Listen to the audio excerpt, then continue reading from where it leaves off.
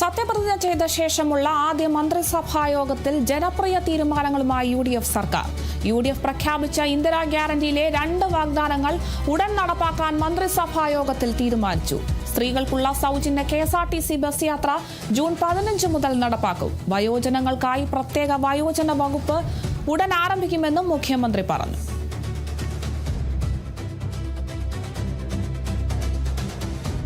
തെരഞ്ഞെടുപ്പ് കാലത്ത് UDF 5 ഗ്യാരണ്ടികൾ ജനങ്ങൾക്ക് നൽകിയിട്ടുണ്ടായിരുന്നു. അതിലെ 2 ഗ്യാരണ്ടികൾ നടപ്പാക്കാൻ തീരുമാനിച്ചു. ഒന്ന് KSRTC ബസ്സുകളിലെ സ്ത്രീകൾക്കുള്ള സൗജന്യ യാത്ര അനുവദിക്കുന്ന സംബന്ധം ജൂൺ 15-ാം തീയതി മുതൽ നടപ്പാക്കും. രണ്ടാമത്തെ കാര്യം, ഒരു വയോജനങ്ങൾക്കായുള്ള പ്രത്യേക വകുപ്പ് രൂപീകരിക്കും എന്ന് ഇന്ദിരാ ഗ്യാരണ്ടിയിൽ ഉണ്ടായിരുന്നു. നിങ്ങൾ കേൾക്കുമ്പോൾ അത് തീരുമാനമെടുത്തിട്ടുണ്ട്. വയോജനങ്ങൾക്കായി പ്രത്യേക വകുപ്പ് രൂപീകരിക്കാൻ പോവുക. ഞാൻ വളരെ അഭിമാനത്തോടെ പറയുന്നു, എൻ്റെ അറിവിൽ നമ്മുടെ രാജ്യത്ത് ആദ്യമായിട്ടാണ് ഒരു സംസ്ഥാനത്ത് വയോജനങ്ങൾക്ക് വേണ്ടി പ്രത്യേകമായ വകുപ്പ് രൂപീകരിക്കുന്നത്. വിവരങ്ങളുമായി D. ബിനോയാണ് ചേരുന്നത്. ബിനോയ്, 10 വർഷത്തിനു ശേഷം UDF സർക്കാർ അധികാരത്തിലേറുമ്പോൾ എല്ലാവരും ഉറ്റുനോക്കിയത് വാക്ക് പാലിക്കുമോ എന്നതുള്ളതായിരുന്നു. നൽകിയ വാഗ്ദാനങ്ങളൊക്കെ പാലിക്കുമോ എന്ന് തന്നെയായിരുന്നു എല്ലാവരും ഉറ്റുനോക്കിയത്. എന്തായാലും ആദ്യ മന്ത്രിസഭാ യോഗം കഴിയുമ്പോൾ വമ്പൻ പ്രഖ്യാപനങ്ങളാണ് ഇപ്പോൾ മുഖ്യമന്ത്രി തീരുമാനിച്ചിട്ടുള്ളത്. എന്തൊക്കെയാണ് ആ ഒരു പ്രഖ്യാപനങ്ങൾ? തീർച്ചയായും വാക്കു പാലിച്ചു തുടങ്ങുന്നു എന്നുള്ള തരത്തിലാണ് ഇപ്പോൾ വാർത്താ സമ്മേളനത്തിലൂടെ മുഖ്യമന്ത്രി പ്രഖ്യാപിച്ചിരിക്കുന്നത്. കാരണം ഈ നേരത്തെ തന്നെ തെരഞ്ഞെടുപ്പിന് മുമ്പ് തന്നെ ഇന്ദിരാ ഗ്യാരണ്ടി എന്ന പേരിൽ നടത്തിയ പ്രഖ്യാപനങ്ങൾ അതിൽ 2 എണ്ണം ആദ്യഘട്ടത്തിൽ നടപ്പിലാക്കാനാണ് ഇപ്പോൾ തീരുമാനിച്ചിരിക്കുന്നത്. ഒന്ന്, സ്ത്രീകൾക്കുള്ള സൗജന്യ യാത്ര, അത് ജൂൺ 15-ന് ആരംഭിക്കും. പക്ഷേ ഇതുമായി ബന്ധപ്പെട്ട് ഏതൊക്കെ തരത്തിലുള്ള ക്രമീകരണങ്ങൾ, എങ്ങനെയാണ് യാത്രാ രീതികൾ, ഇത് സംബന്ധിച്ചുള്ള കാര്യങ്ങളെക്കുറിച്ചുള്ള ഒരു വ്യക്തത വരുത്തേണ്ട കാര്യമുണ്ട്. അതുകൊണ്ട് തന്നെ ജൂൺ 15-നായിരിക്കും ഇത് ആരംഭിക്കുക. മറ്റത്, ഒരു പ്രധാനപ്പെട്ട കാര്യം, വയോജന കമ്മീഷൻ. അതായത് വയോജനങ്ങളുടെ അവരുടെ അല്ലെങ്കിൽ വാർദ്ധക്യകാലത്ത് ബുദ്ധിമുട്ട് അനുഭവിക്കുന്നവരുടെ പ്രശ്നങ്ങൾ, അവർക്ക് സാങ്കേതികമായി ലഭിക്കേണ്ട കാര്യങ്ങൾ, ഇത്തരം കാര്യങ്ങളെക്കുറിച്ച് അവർക്ക് ഒരു കൃത്യമായ പരിചരണം ലഭ്യമാക്കുക എന്നത് മുന്നിൽ കണ്ടുകൊണ്ടാണ് സർക്കാർ ഒരു വയോജന കമ്മീഷന് രൂപം നൽകാൻ തീരുമാനിച്ചിരിക്കുന്നത്. ഒരു പക്ഷേ രാജ്യത്ത് തന്നെ ഇതാദ്യമായിട്ടായിരിക്കും ഒരു വയോജനങ്ങളുടെ സംരക്ഷണത്തിന് ആയി അല്ലെങ്കിൽ വയോജനങ്ങളുടെ സംരക്ഷണം ലക്ഷ്യമിട്ടുകൊണ്ട് ഒരു വയോജന കമ്മീഷൻ എന്നൊരു പദ്ധതിയിലേക്ക് വരുന്നത്. ഇത് ഇന്ത്യയിൽ മറ്റെങ്ങും ഇല്ല എന്നാണ് മുഖ്യമന്ത്രിയുടെ അവകാശവാദം.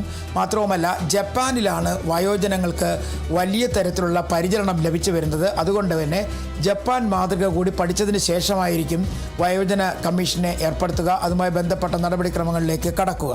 അതുപോലെ തന്നെ ഏറ്റവും പ്രധാനപ്പെട്ട കാര്യം, ഏകദേശം 200 ദിവസത്തിലധികമാണ് തിരുവനന്തപുരം സെക്രട്ടേറിയറ്റിൻ്റെ മുന്നിൽ ആശമാർ വലിയ തരത്തിലുള്ള സമരം നടത്തിയത്. പ്രത്യേകിച്ചും വേതന വർധന ആവശ്യപ്പെട്ടുകൊണ്ട് നടത്തിയ സമരം വലിയ ചരിത്ര സംഭവമായി മാറിയിരുന്നു. ആ സമരം നടത്തുന്ന ഒട്ടുമിക്ക ദിവസങ്ങളിലും പ്രതിപക്ഷ നേതാവായിരുന്ന മുഖ്യമന്ത്രി VD സതീശൻ അന്ന് അവിടെ എത്തുകയും എന്തെങ്കിലും UDF അധികാരത്തിൽ വരുമ്പോഴേക്കും അവർക്ക് അല്ലെങ്കിൽ ആശമാരുടെ വേതനം ഉൾപ്പെടെയുള്ള കാര്യങ്ങൾ വർദ്ധിപ്പിച്ച് നൽകുകയും ചെയ്യും എന്ന് വാക്ക് നൽകിയിരുന്നു. ആ വാക്ക് പാലിക്കുകയാണ് എന്ന് അദ്ദേഹം പറഞ്ഞുകൊണ്ടാണ് ആശമാരുടെ വേതനം തൽക്കാലം 3000 രൂപ വർദ്ധിപ്പിക്കാൻ തീരുമാനിച്ചിരിക്കുന്നത്. 9000 രൂപ എന്നുള്ളത് 12000 രൂപയായി വർദ്ധിക്കും. ഇത് ആശമാർക്കൊരു ആശ്വാസമാണ്. അതിനുമപ്പുറം മറ്റു ചില വിരമിക്കൽ വേതനങ്ങളുണ്ട്. അത് സംബന്ധിച്ച കാര്യങ്ങൾ പിന്നീടായിരിക്കും തീരുമാനിക്കുക. എന്തായാലും ഇതൊരു വലിയ നേട്ടമായി തന്നെ അവർ പറയുന്നുണ്ട്. അപ്പോൾ അതിനെല്ലാം ഉപരിയായി അംഗനവാടി ആയമാരുടെ വേതനത്തിൽ 1000 രൂപയുടെ വർധന, ഇതുകൂടാതെ പാചകവുമായി ബന്ധപ്പെട്ട് സ്കൂൾ പാചക തൊഴിലാളികളുടെ വേതനത്തിൽ 1000 രൂപ വർധന, ഇതെല്ലാം തന്നെ ഇവരുടെ സമരങ്ങളിലൊക്കെ തന്നെ പ്രതിപക്ഷ നേതാവായിരുന്ന സമയത്ത് VD സതീശൻ പങ്കെടുത്തതാണ്. ഈ സമരങ്ങളൊക്കെ ഉദ്ഘാടനം ചെയ്യുകയും ഇതിൽ ഈ പ്രവർത്തകർക്കൊപ്പം സമരത്തിൽ പങ്കാളിയാവുകയൊക്കെ ചെയ്തുകൊണ്ടാണ് അന്ന് അദ്ദേഹം കൊടുത്ത വാക്കുകൾ ഓരോന്നോരോന്നായി പാലിച്ചുകൊണ്ടുള്ള പ്രഖ്യാപനത്തിലേക്കാണ് കടക്കുന്നത്.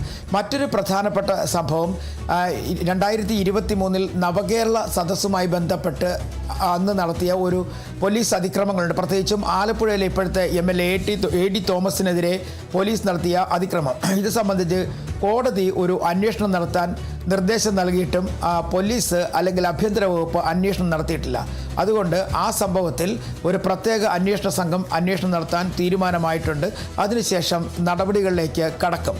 അതുപോലെ തന്നെ മറ്റൊരു പ്രധാനപ്പെട്ട കാര്യം, അഡ്വക്കേറ്റ് ജനറലായിട്ട് JG ബാബുവിനെയും ഒപ്പം തന്നെ ഡയറക്ടർ ജനറൽ ഓഫ് പ്രോസിക്യൂഷനായിട്ട് ടി അസഫ് അലിയും തീരുമാനിച്ചിട്ടുണ്ട്. നേരത്തെ UDF സർക്കാരിൻ്റെ സമയത്തും അസഫ് അലി DGP തന്നെ ആയിരുന്നു. അതുകൊണ്ട് അദ്ദേഹത്തിന് വീണ്ടും പുനർനിയമനം നടത്തിയിരിക്കുന്നു എന്ന് വേണമെങ്കിൽ പറയാൻ കഴിയും. പിന്നെ ആ നിയമസഭാ സമ്മേളനങ്ങൾ ഈ മാസം 21 തുടങ്ങും. 22 ആണ് സ്പീക്കർമാരുടെ തെരഞ്ഞെടുപ്പ്. 29 ഗവർണർ സമയം നൽകുകയാണെങ്കിൽ അന്ന് നയപ്രഖ്യാപന പ്രസംഗവും ഉണ്ടാവും. ഇനി മറ്റൊരു പ്രധാനപ്പെട്ട കാര്യം, ഈ കേരളത്തിൻ്റെ സാമ്പത്തിക സ്ഥിതി അത്ര മെച്ചപ്പെട്ടതല്ല. അതുകൊണ്ട് തന്നെ കേരളത്തിൻ്റെ ഇപ്പോഴത്തെ സാമ്പത്തിക സ്ഥിതി സംബന്ധിച്ചുള്ള ഒരു ധവളപത്രം പുറത്തിറക്കുന്നതിനെക്കുറിച്ചും ആലോചിക്കുന്നുണ്ട്. അത് വളരെ വേഗത്തിൽ തന്നെ ആ ധവളപത്രം പുറത്തിറക്കും. ഇതിന് സർക്കാർ ഉദ്യോഗസ്ഥർക്ക് അപ്പുറത്തേക്ക് മറ്റ് കാര്യങ്ങൾ കൂടി പരിഗണിച്ചായിരിക്കും ധവളപത്രം പുറത്തിറക്കുക. എന്തായാലും ആദ്യത്തെ മന്ത്രിസഭാ യോഗത്തിന് ശേഷം ആശ്വാസകരമായ കുറേ പ്രഖ്യാപനങ്ങൾ ഉണ്ടായി എന്നുള്ളത് വളരെ ശ്രദ്ധേയമായ കാര്യം, എടുത്തു പറയേണ്ടതാണ്. പ്രത്യേകിച്ചും ഇന്ദിരാ ഗ്യാരണ്ടിയിലൂടെ പറഞ്ഞിരിക്കുന്ന 2 പ്രധാനപ്പെട്ട പ്രഖ്യാപനങ്ങൾ, സ്ത്രീകളുടെ സൗജന്യ യാത്രയും ഒപ്പം ഈ വയോജന കമ്മീഷനും, ഇത് രണ്ടും നിലവിൽ സമൂഹത്തിൽ വലിയ തരത്തിൽ ചർച്ച ചെയ്യപ്പെട്ടതാണ്. അല്ലെങ്കിൽ ഏത് നിമിഷവും പ്രതിപക്ഷ കക്ഷികൾ ഈ സൗജന്യ യാത്രയുടെ പേരിൽ ഒരു പ്രതിഷേധ സമരവുമായിട്ടൊക്കെ രംഗത്ത് വരാനുള്ള സാധ്യത കൂടി കണക്കിലെടുത്തുകൊണ്ട് തന്നെയാണ് ഇത്തരത്തിൽ ഒരു നീക്കത്തിലേക്ക് എത്തിച്ചേർന്നിരിക്കുന്നത്. രണ്ടാമത്തെ പ്രധാനപ്പെട്ട കാര്യം ഈ വയോജന കമ്മീഷൻ. അത് നേരത്തെ തന്നെ വളരെ നാളായി പറയുന്ന ഒരു സംഭവമാണ്. നേരത്തെ തന്നെ ഉമ്മൻചാണ്ടി മുഖ്യമന്ത്രിയായ സമയത്തൊക്കെ തന്നെ ഈ വയോജന കമ്മീഷനെ കുറിച്ചൊക്കെ തന്നെ ചർച്ച ചെയ്യപ്പെട്ടിരുന്നു. എന്തായാലും ഇത്തരത്തിൽ ഒരു പദ്ധതി കൂടി നടപ്പിലാകുന്നത് വലിയ സംഭവമായിട്ട് തന്നെ കാണാൻ കഴിയും. ഇതിൽ ഇങ്ങനെ കുറച്ച് പ്രഖ്യാപനങ്ങൾ ആണ് അദ്ദേഹം ഇന്ന് നടത്തിയിട്ടുള്ളത്. എല്ലാ ബുധനാഴ്ചകളിലും മന്ത്രിസഭാ യോഗം ഉണ്ടാകും എന്ന് പറയുന്നുണ്ട്. അതിനുശേഷം മാധ്യമങ്ങളെ കാണുന്ന ദിവസങ്ങളിലൊക്കെ കാണാൻ കഴിയും എന്നും അദ്ദേഹം വ്യക്തമാക്കിയിട്ടുണ്ട്. എന്തായാലും സാമ്പത്തിക സ്ഥിതി മനസ്സിലാക്കിക്കൊണ്ട് നിലവിൽ ഇപ്പോൾ അതിൻ്റെ അടിസ്ഥാനത്തിലാണ് ഈ ആയമാരുടെ വേതനം വർദ്ധിപ്പിച്ചിരിക്കുന്നത്.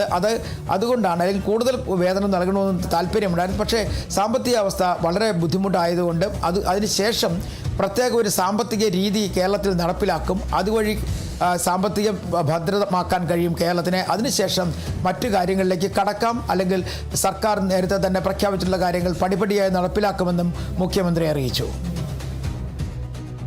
ശരി, വ്യക്തമാണ്. എന്തായാലും സത്യപ്രതിജ്ഞ ചെയ്ത ശേഷമുള്ള ആദ്യ മന്ത്രിസഭാ യോഗത്തിൽ ജനപ്രിയ തീരുമാനങ്ങളാണ് UDF സർക്കാർ പ്രഖ്യാപിച്ചിട്ടുള്ളത്. UDF പ്രഖ്യാപിച്ച ഇന്ദിരാ ഗ്യാരണ്ടിയിലെ 2 വാഗ്ദാനങ്ങൾ ഉടൻ നടപ്പിലാക്കാനാണ് മന്ത്രിസഭാ യോഗത്തിൽ തീരുമാനിച്ചിട്ടുള്ളത്. അതുപോലെ തന്നെ സ്ത്രീകൾക്കുള്ള സൗജന്യ KSRTC ബസ് യാത്ര ജൂൺ 15 മുതലാണ് നടപ്പാക്കുക.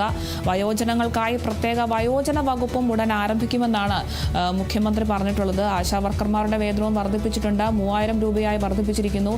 അങ്കണവാടികളിലെ വർക്കേഴ്സിന്റെയും ഇതുപോലെ തന്നെ പാചക തൊഴിലാളികളുടെയും ഒക്കെ 1000 രൂപ വീതമാണ് വേതനം വർദ്ധിപ്പിച്ചിരിക്കുന്നത്. ഇങ്ങനെ ജനപ്രിയ വാഗ്ദാനങ്ങളൊക്കെ പാലിച്ചിരിക്കുകയാണ് മുഖ്യമന്ത്രി VD സതീശൻ. വിവരങ്ങൾ നൽകിയത് DB നോയ.